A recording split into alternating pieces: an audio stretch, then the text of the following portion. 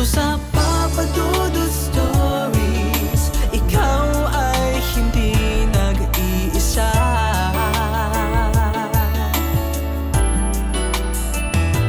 Dito sa Papa Dudut Stories, may nagmamahal sa'yo. Papa Dudut Stories, Papa Dudut Stories. Dear Papa Dudut, sa lahat po ng mga nakatutok ngayon, huwag kalimutan na mag-like, mag-share at mag-subscribe.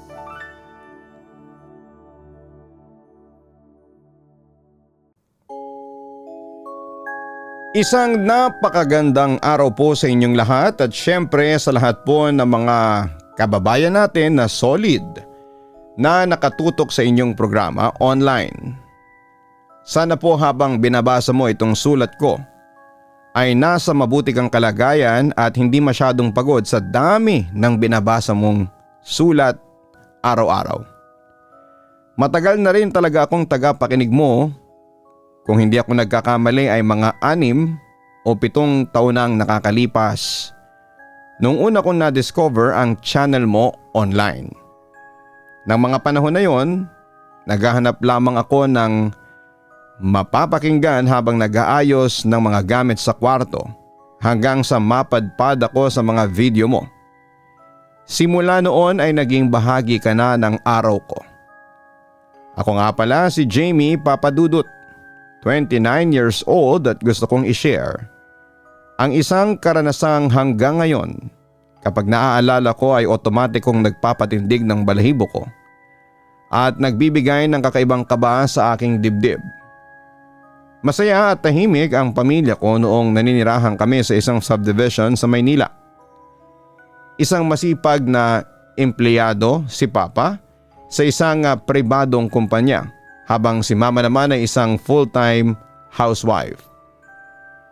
Dahil iisang anak lamang ako, lumaki ako na komportable at nakukuha ko naman ang aking mga simpleng pangangailangan sa buhay. Maayos ang takbo ng aming araw-araw. Walang malaking problema at talagang malapit kaming tatlo sa isa't isa.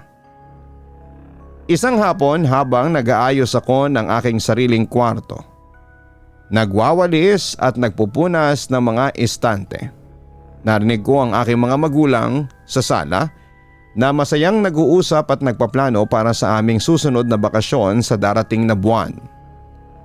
Kilalang kilala si Mama sa pagiging maselan at maarte pagdating sa kalinisan ng mga tinutuluyan naming lugar tuwing kami ay nagbabiyahe. Gusto niya ay laging bago ang mga tuwalya, walang alikabok ang kama at malinis ang banyo. Palaging natatawa ang aking ama sa tuwing nakikita niyang nagbibilang at nag-iimpake ng mga bit-bit na tissue, wet wipes at bote ng alkohol ang kanyang asawa dahil parang nilipat na kami ng bahay sa dami ng kanyang dalang panlinis. Isang umaga, dahil narinig ko yung boses ni Papa na umiiyak doon sa kabilang kwarto, nagtaka ako dahil kilala ko si Papa na hindi mabilis umiyak. Kaya nagmamadali akong lumabas ng kwarto para tingnan kung ano ang nangyari. Nakita ko si Papa na nakaupo sa gilid ng kama na umiiyak ng husto habang yakap-yakap siya ni Mama na hawak ang cellphone.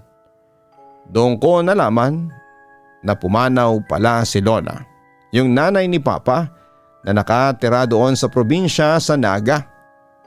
Tanghaling tapat noon habang mabilis na nag-iimpake ng mga damit si Mama para sa biglaan naming pagbabiyahe patungo sa probinsya. Kitang-kita sa mukha ni Papa ang matinding kalungkutan dahil matagal-tagal na rin niyang hindi nadadalaw ang matandang nanay niya dahil busy sa trabaho dito sa Maynila. Sinabi ko na lang sa sarili ko na kailangan kong maging matatag para suportahan ang mga magulang ko ng mga oras na ito. Gabi na nang simulan namin ang mahabang biyahe gamit ang kotse namin patungo sa Naga. Si Papa ang nagmamaneho at si Mama ang nasa unahan.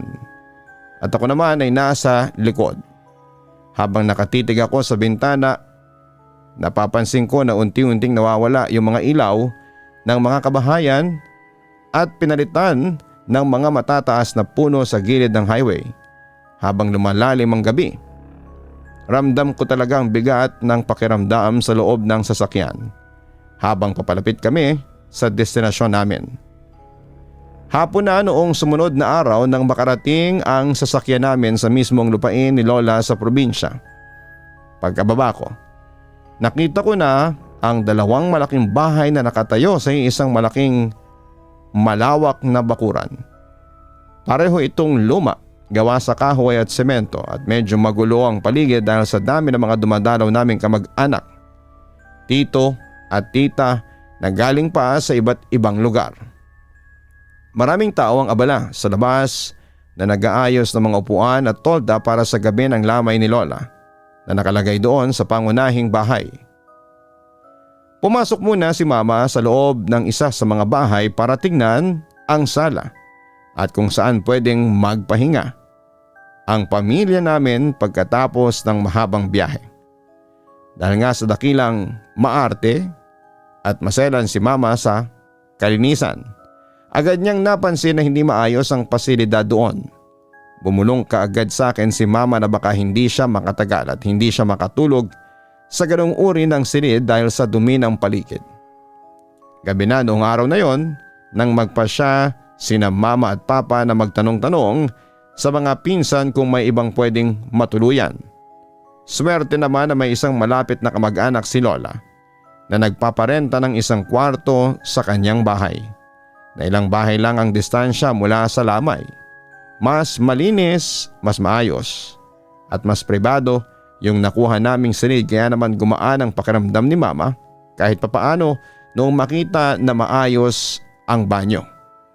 Doon kasi talaga siya pinakamaselan. Dahil sa pagod namin sa biyahe at dahil marami naman ang nagbabantay sa burol na pagkasunduan nila Papa at Mama na hindi muna kami ang magbabantay sa buong magdamag ng lamay ng gabing yon para makapagpahinga muna kaming tatlo sa nerentahan naming kwarto. Kinabukasan ay maaga rin naman kaming natapos sa pag-aayos ng mga bitbit na damit at gamit sa loob ng narentahang silid bago bumalik doon sa lamay ni Lola ng mga bandang hapon, Papa Dudut. Habang isinasara ang pinto ng kwarto, napansin na medyo malayo nga ang distansya ng tinutuluyan mula sa mismong compound ni Lola. Kailangan pang maglakad ng ilang minuto sa isang tuwid na daanan na may mga malalaking puno sa gilid. Noong oras na yon ay tahimik ang kalsada at tanging tunog ng mga kuliglig sa mga puno ang naririnig sa buong paligid. Kaya naman ramdam mo talaga na nasa probinsya ka dahil walang kaingay-ingay ang mga kabahayan. Hapon nang makarating sa compound at maupo sa tapat ng kabaong ni Lola para makiramay at makipag-usap sa mga tito at tita na nandoon. Nakita ko ang tita ko na kasama ang boyfriend nito. Naabala sa pag-aasikaso ng mga kape, baso at biskwit para sa mga bisitang dumarating upang makiramay. Mabait ang mga ito at agad na sinalubong ang pamilya namin ng may ngiti. Binigyan kami kaagad ng mainom at tinanong kung maayos naman ba ang nakuha naming tulugan doon sa kabilang bahay. Sinabi namin na maayos naman ang kwarto na tinutuluyan namin. Gabi na nang magpasya si Mami na bumalik na doon sa narentahang kwarto dahil sumasakit na ang kanyang ulo sa ingay ng mga tao at sa usok ng mga nagsisigarilyo sa labas ng tolda. Nauna kaming dalawa na bumalik sa silid habang si Papa naman ay naiwan muna sa lamay dahil may kailangan pa siyang asikasuhin tungkol sa mga gastusin at papeles. Maayos naman kaming nakarating sa kwarto pagkatapos maglakad sa madilim na kalsada at agad na nagpahinga sa ibabaw ng kama dahil sa matinding pagod sa biyahe. Nagising ako sa kalagitnaan ng gabi dahil sa tunog ng susi na sumasabit sa pinto ng narentahang silid.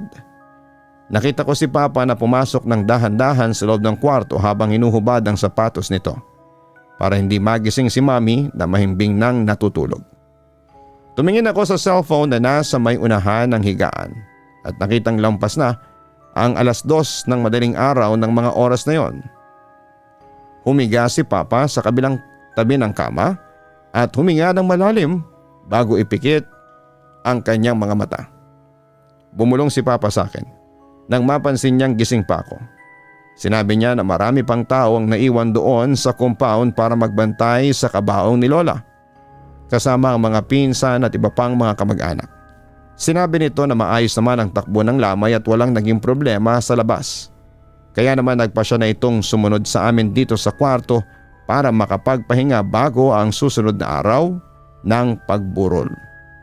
Mabilis itong nakatulog si Papa pagkatapos magsanita dahil sa matinding pagod sa buong maghapon na pag-aasikaso plus pagbiyahe pa namin nung nakaraan. Umaga na nang magising ako dahil sa sikat ng araw na tumatama sa muka mula sa bintana ng kwarto. Nakita ko si Mami na naghahanda na ng mga dadalhing alkohol, wet wipes at basahan para sa pagbabalik doon sa lamay para masiguradong malinis ang mga upuan na uupuan namin. Pagkatapos ng pag-aayos ng sarili ay sabay-sabay kaming tatlo na naglakad patungo sa compound ni Lola nang walang anumang kamalay-malay sa mga kakaibang nangyayari doon sa lugar habang natutulog kami ng mahimbing. Nang makarating kami sa compound at napansin ko kaagad na tila puyat, pagod at seryoso ang mukha ng mga taong nakabantay doon sa sala malapit sa kabaong. Lumapit ang kapatid ni Papa. Ang tita ko bitbit ang isang basong kape at naupo sa tabi namin sa mahabang bangko. Nagsimula itong magkwento sa amin ng mahina tungkol sa kakaibang pangyayari na naganap sa loob ng bahay pagkaalis ni Papa kagabi noong madaling araw. Sinabi ni tita na pagkaalis daw ni Papa noong madaling araw 5 na lang silang natira sa loob ng silid para magbantay sa kabaong. Lumabas ang 3 nilang kasama para magpahangin at magkwentuhan doon sa gilid ng kalsada sa tapat ng tolda, kaya naman naiwan silang 2 ng boyfriend nito sa loob ng sala. Nakaupo sa tapat mismo ng kabaong ni Lola. Doon na nga raw nagsimulang maging kakaiba at nakakatakot ang takbo ng buong gabi habang nagbabantay sila sa lamay. Gabi na noong marinig ko ang mas malalalim at mas nakakakilabot na detalye mula sa tita ko tungkol sa itsura ng paligid ng mga oras na yon sa loob ng bahay. Sinasabi nito na biglang lumamig ang hangin sa loob ng buong sala kahit na nakasarado ang lahat ng mga bintana at pintuan noong madaling araw. Tumingin ako kay Mami at nagsisimula na ring kabahan at itinigil ang pagpupunas ng alkohol habang nakikinig sa kwento ng tito ko na seryoso rin ang boses. Habang nagpapatuloy ang kwentuhan doon sa may sala, ipinatawag ng tita ko ang boyfriend nito para lumapit sa amin at magkwento rin ng mismong nakita ng 2 mata niya. Sinabi ng boyfriend ng tita ko na may nakita siyang isang napakalaking aso na biglang nakatayo sa may pangunahing pinto ng bahay. Ang bahay kasi ni Lola ay may 2 daanan. May back door sa kanang bahagi patungo sa kusina at may main door naman sa kaliwang bahagi na direktang nakaharap sa sala kung saan ay nandun ang kabaong. Idinitalye ng lalaki ang itsura ng asong kanyang nakita na nakatitig sa loob ng silid kung saan sila nakaupo. Ang sukat daw ng aso ay parang hindi normal dahil napakalaki nito kumpara sa mga asong kalye at ang mga mata raw ng malaking aso ay nanlilisik sa galit habang may kakaibang pulang liwanag na nagmumula sa loob ng mga ito habang nakatingin sa direksyon ng kabaong. Napatras pa nga daw siya nang dahan-dahan patungo sa likod ng kabaong ni Lola dahil sa matinding takot na kanyang naramdaman noong makita ang nasabing hayop. Ramdam ko ang matinding kaba habang tinitingnan ang mismong main door ng sala kung saan nakatayo ang aso kagabi ayon sa kwento nila. Sinabi ng lalaki na pumasok ang malaking aso sa loob ng bahay nang walang kaingay-ingay kahit malaki ang katawan nito. Dahan-dahan itong naglakad sa sahig habang nakatitig pa rin sa kanila. Ang lahat ng nakikinig sa kwento sa sala ay napatahimik dahil sa takot na baka bumalik ang hayop na yon. Noong gabing yon, Papa Dudut. Noong hapon na yon habang nakaupo kami sa sala, ipinakita sa amin ng tita ko ang ibabaw ng kabaong ni Lola. May mga nakalagay doon na piraso ng mga pako, mga dahon at iba pang bagay na ginagamit daw sa probinsya bilang proteksyon laban sa mga masasamang elemento. Sinabi ng tita ko, Papa Dudut, na noong pumasok yung napakalaking aso sa loob ng sala noong madaling araw, nagulat na lang sila dahil biglang sumara ng napakalakas ang takip ng kabaong ni Lola nang mag-isa. Nagtaka silang lahat dahil walang sino mang tao ang umahawak o malapit doon noong oras na yon. At matatag naman ang pagkakakalso ng makapal na salamin para hindi ito gumalaw.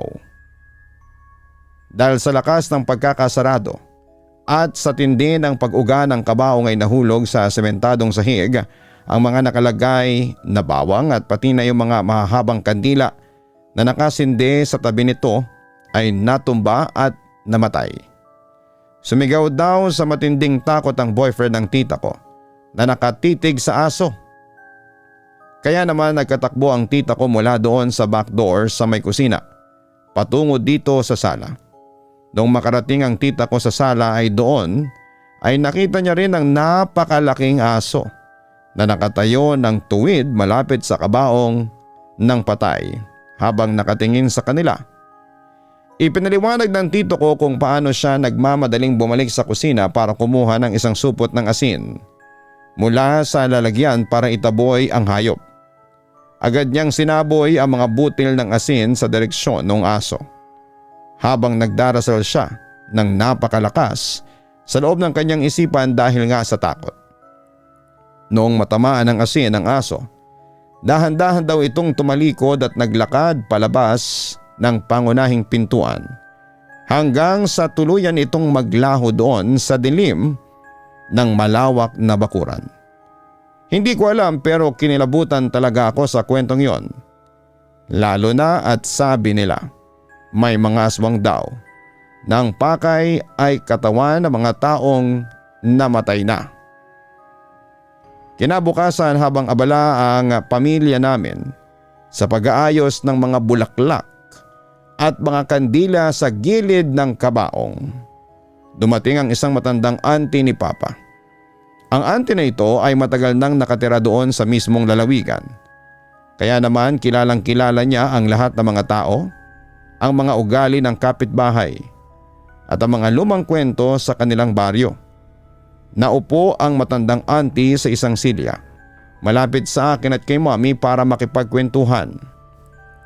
Nagsimulang magsalita ang auntie matapos niyang marinig mula sa iba pang mga kamag-anak ang kwento tungkol sa malaking aso at sa paggamit ng asin kagabi. Sinabi niya na bago pa man mangyari ang insidenteng yon noong gabi, may naganap ng kakaiba noong umaga ng araw na yon doon sa labas, malapit sa pasukan ng subdivision. May isang matandang babae daw na biglang lumapit sa kanya habang naglalakad siya sa tabi ng kalsada pauwi sa bahay. Idinitalye ng auntie na ang matandang babaeng yon ay kilalang aswang doon sa kanilang lugar na marami nang nabiktima sa mga nakaraang taon. Kapag may namamatay o may nanganganak, pilit daw siyang pinapasama ng matanda sa isang liblib at madilim na daan patungo doon sa may kagubatan. Pero mabilis na naglakad palayo ang auntie para umiwas sa masamang balak ng matandang babae. Sinabi niya rin na dapat na mas mag-ingat ang mga dayo na kagaya namin. Kaya naman maaga kaming umuwi noon sa nirerentahan naming kwarto. Gabi na nang magpasya si Mommy na huwag na kaming lalabas ng narentahang kwarto kapag sumapit na ang dilim para sa aming kaligtasan dahil natatakot talaga siya sa mga naririnig niyang kwento. Kahit si Papa ay napilitan na ring umuwi ng maaga galing sa lamay dahil sa takot na baka may mangyari pang masama sa amin. Pagkapasok namin sa tinutuluyan naming silid ay sabay-sabay naming sinasarado at nilalagyan ng lock ang pintuan. Habang nakahiga ako sa kama, sa loob ng nirentahang silid ay napansin ko na biglang tumahimik ang buong paligid. Sa labas ng bahay, ang mga aso na mga kapitbahay na madalas kumakahol at mag-ingay tuwing gabi ay ganap na nanatahimik na para bang may kinakatakutan silang dumarating. Ibinaba ko ang cellphone ko sa kama para pakiramdaman kung ano ang meron doon sa kalsada sa labas. Naramdaman ko na may pumasok na napakalamig na hangin sa ilalim ng pintuan ng kwarto namin kahit na naka-on naman ang aircon na ipinabukas ni Mami. Parang may isang malaking bagay na nakatayo doon sa labas mismo ng pintuan ng silid namin at naririnig ko yung mabigat nitong paghinga sa tapat ng hamba. Sinubukan kong gisingin si Mami na nasa tabi ko pero mahimbing ang tulog nito dahil sa matinding pagod sa buong araw. Nanatili akong nakapikit at nagtakip ng kumot habang nanginginig sa sobrang kaba. Matagal-tagal din ang lumipas bago dahan-dahang nawala ang lamig ng hangin at napalitan ito ng normal na temperatura sa loob ng silid. Huminga ako ng malalim nang marinig ko na wala na yung paghinga sa labas at nagpa siya na ipikit na lamang ang mga mata ko para makatulog at para hindi na mag-isip pa ng kung ano-anong bagay. Pero nagkaroon ako ng kakaibang panaginip ng gabi na yon, Papa Dudut. Sa panaginip ko nakatayo daw ako sa tapat mismo ng kabaong ni Lola habang blanko at walang kahit isang tao sa loob ng buong sala. Biglang bumukas ng malakas yung main door at pumasok yung napakalaking aso na nanlilisik ang mga mata patungo sa pwesto kung saan ako nakatayo. Sinubukan kong sumigaw ng sumigaw para humingi ng tulong kina Papa pero walang anumang boses ang lumalabas sa lalamunan ko hanggang sa bigla na lang akong nagising na pawis na pawis. Sumapit ang huling gabi ng pagburol kay Lola. At doon ay kumpleto kaming magkakamag-anak na nagtitipon-tipon sa loob at labas ng bahay. Kasama ko si Papa, si Mami, ang aking mga tito, tita at mga pinsan na galing pa sa kung saang probinsya. Dahil nga sa huling gabi na, nag-organisa ang pamilya ng isang padasal para sa kapayapaan ng kaluluwa ni Lola. Seryoso ang lahat habang sumusunod sa mga dasal at medyo marami rin ang mga kapitbahay na dumalo at nakikiramay kaya naman medyo masikip ang sala ng mga oras na yon. Ang mami ko kahit na kilalang maarte at maselan sa kalinisan ay tiniis ang siksikan at ang init sa loob ng bahay para lamang makasama si Papa sa huling sandali ng lamay ng kanyang ina. Matapos ang padasal, lumalim na ang gabi at unti-unti nang umuwi ang mga kapitbahay at ang iba naming malalayong kamag-anak. Ang mga natira na lang sa compound ay kaming mga malalapit na pamilya para magbantay sa kabaong hanggang sa sumapit ang umaga ng libing. Nagtimpla si Papa ng kape para sa amin ni na Mami para labanan ang antok. Habang ang mga tito ko naman ay abala sa pag-uusap tungkol sa mga huling detalye para sa sementeryo kinabukasan. Tahimik ang buong paligid at tanging ang mahihinang boses lang namin sa loob ng sala ang maririnig. Bandang 3:00 ng madaling araw biglang nabago ang takbo ng gabi. Nagsimula kaming makarinig ng mga kakaibang kaluskos at mabibigat na tunog mula doon sa bakuran. Sa labas mismo ng tolda, noong tingnan namin sa may bintana at sa may pintuan, nagulat kaming lahat sa nakita namin. May 3 napakalaking aso na nakatayo sa labas ng bahay, doon sa may tapat ng mga silya. Ang mga asong ito ay hindi katulad ng mga ordinaryong aso sa amin sa Maynila o kahit na mga asong kalye sa probinsya dahil bukod sa napakalaki ng kanilang mga katawan.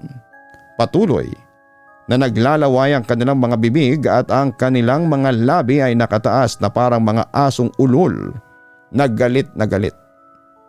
Kitang-kita ko kung paanong manginig sa takot si Mami noong makita ang tatlong hayop na yon mula sa pintuan. Ang tatlong aso ay tila gustong-gusto nang sumugod sa loob ng bahay kung saan nandun ang mga tao at ang kabaong ni Lola. Nagsimula silang gumawa ng mga malalakas na ungol na nakakatakot pakinggan at dahan-dahan silang humahakbang pasulong patungo sa aming direksyon. Nagpanik ang aking mga pinsan at mabilis kaming pumasok sa loob ng sala sabay tulak sa kahoy na pintuan para isarado ito ng bahagya upang harangan ang daanan ng mga hayop. Sa gitna ng gulo at takot namin sa loob ng sala, ang isa kong tito na medyo matapang ang sumubok na sumilip at kumuha ng mahabang kahoy sa tabi para sana itaboy ang mga aso sa labas. Pero nung bahagya niyang buksan ng pintuan para itaboy ang mga ito, biglang sumugod ang isa sa tatlong malalaking aso at mabilis na sinakmal ang kanang kamay niya.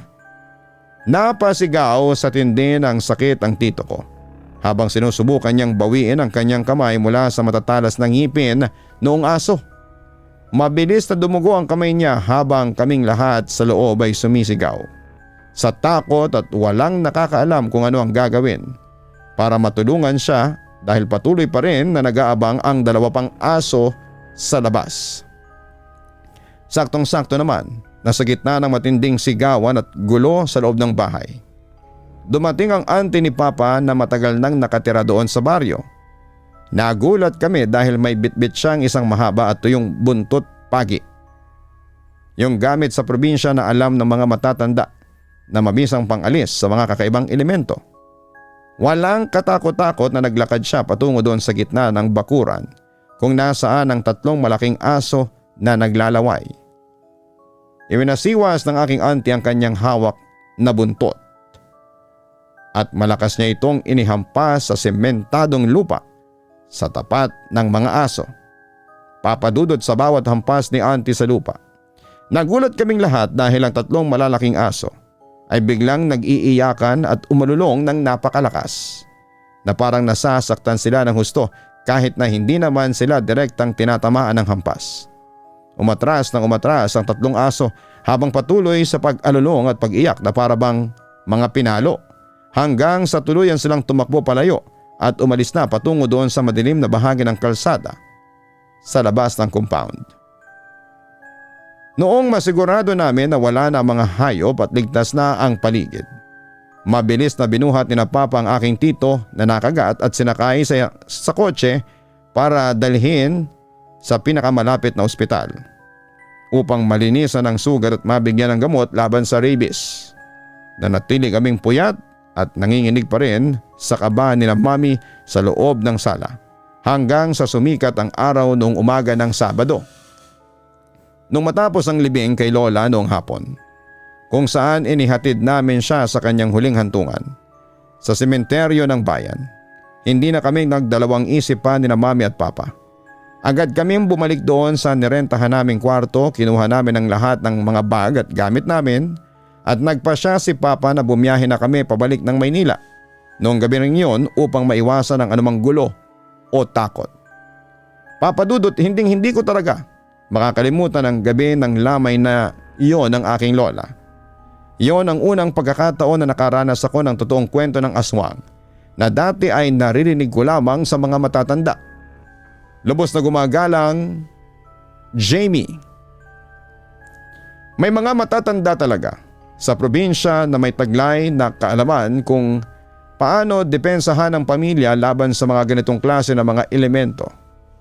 Ang paggamit ng buntot pagi at ang pag-alam na ang mga aswang ay umaaligid sa mga lamay dahil naaakit sila sa malalim na kalungkutan o sa mismong patay ay bahagi na ng ating kultura. Kung hindi dahil sa tapang ng auntie mo noong madaling araw na yon, baka mas marami pa sa mga kamag-anak ninyo ang nasaktan ng gabing yon. Ang pinakamahalagang aral sa kwento ni Jamie ay ang kahalagahan ng pagiging matatag para sa mga magulang mo. Noong nakita mong umiiyak ang papa mo dahil sa pagkawala ng kanyang ina, pinili mong maging lakas para sa kanila. At kahit na pumasok ang takot na yon, hanggang sa iyong mga panaginip ay hindi mo sila iniwanan. Huwag pong kalimutan na ibahagi ang ating kwento sa inyong mga social media.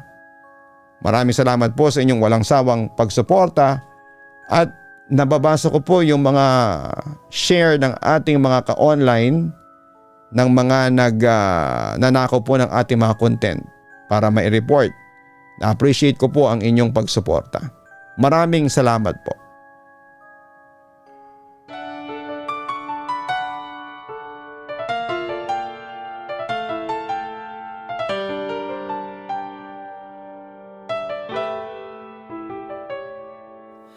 Ang buhay ay mahiwaga,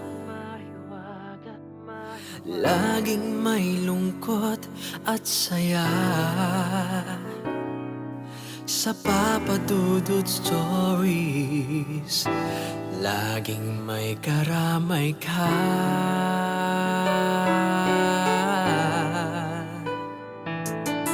Mga problemang kay bigat, dito ay pakikinggan ka. Sa Papa Dudut Stories, kami ay iyong kasama.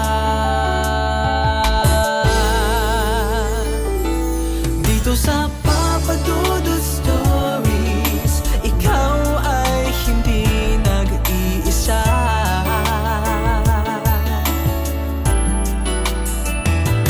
Dito sa Papa Dudut Stories, may nagmamahal sa'yo. Papa Dudut Stories, Papa Dudut Stories, Papa Dudut Stories.